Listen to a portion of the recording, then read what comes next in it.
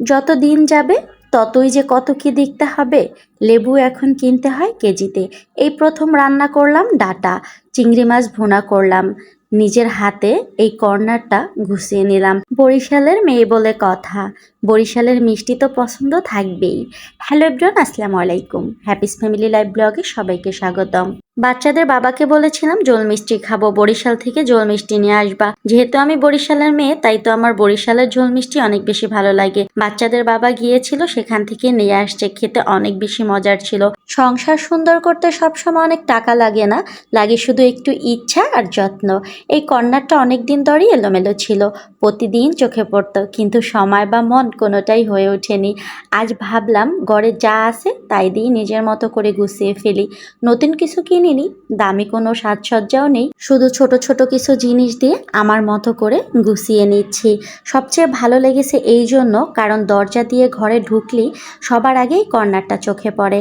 এখন প্রতিবার ঘরে ঢুকলে মনটা ভালো হয়ে যায়। আসলে সুখ অনেক সময় দামি জিনিসে নয়, নিজের হাতে গুছিয়ে তোলা ছোট্ট ছোট্ট সৌন্দর্যের মধ্যেই লুকিয়ে থাকে। যে মানুষ নিজের ঘরটাকে ভালোবাসে, সে অল্প দিয়ে অনেক সময় সুন্দর একটা পরিবেশ তৈরি করতে পারে। এক যুগ ধরে ঢাকায় আসি, এতদিন লেবু সবসময় পিস হিসাবেই কিনতাম, কিন্তু এই প্রথম 35 টাকায় কেজিতে লেবু কিনলাম। বিষয়টা দেখে একটু অবাকই হলাম। আর এই তো এখানে ভাতও বসিয়েছিলাম, রাইস কুকারে হয়ে গেছে। এখন আমি চিংড়ি মাছটা ভুনা করব। আমি সবসময় চিংড়ি মাছ রান্না করার আগে একটু ভেজে নেই, যাতে কাঁচা না থাকে। এটা আমি আমার মায়ের কাছ থেকেই শিখেছি। আমি যখনই চিংড়ি মাছ রান্না করতাম, আমার মা বলতো কাঁচা আছে নাকি, তো সেটা আমার মাথায় ঢুকে গেছে। এখন আমি যখনই চিংড়ি মাছ রান্না করি, আগেই আমি একটু তেলের উপরে ভেজে নেই, তারপরে সব মশলা দিয়ে, বেশি একটা মশলা অ্যাড করি না, হলুদের গুঁড়ো, মরিচের গুঁড়ো, লবণ আর হচ্ছে পেস্ট, এগুলো দিয়ে আমি চিংড়ি মাছ ভুনা করি। আজকে শুধু চিংড়ি মাছ ভুনা করব না, এটার সাথে একটু আলু অ্যাড করব। দুই মেয়ে চিংড়ি মাছ খেতে অনেক বেশি পছন্দ করে, তো ভাবলাম শুধু এই চিংড়ি মাছ দিয়ে ওদের হবে না, কিছু আলু অ্যাড করলে একটু বেশি হবে তরকারিটা, তাহলে ওরা খুব মজা করে খেতে পারবে।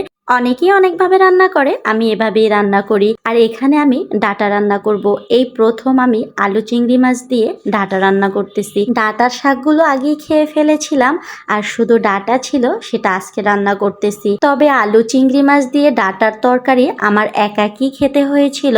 ওদের বাবা এবং আমার বড় মেয়ে একদমই পছন্দ করে না, খায়ও নি। ছোট মেয়ে একটু খেয়েছিল, আর এখানে আমি কিছু বোম্বাই মরিচও অ্যাড করেছিলাম। এতে স্বাদটা অনেক বেড়ে গিয়েছিল, এত বেশি ভালো লেগেছিল খেতে, আমি তো খুবই মজা করে খেয়েছি। অলরেডি কিন্তু আমার ডাটার তরকারি রান্না কমপ্লিট। কালারটা দেখেন অনেক সুন্দর হয়েছে। সবাই ভালো থাকবেন, আজ এ পর্যন্ত, আল্লাহ হাফেজ।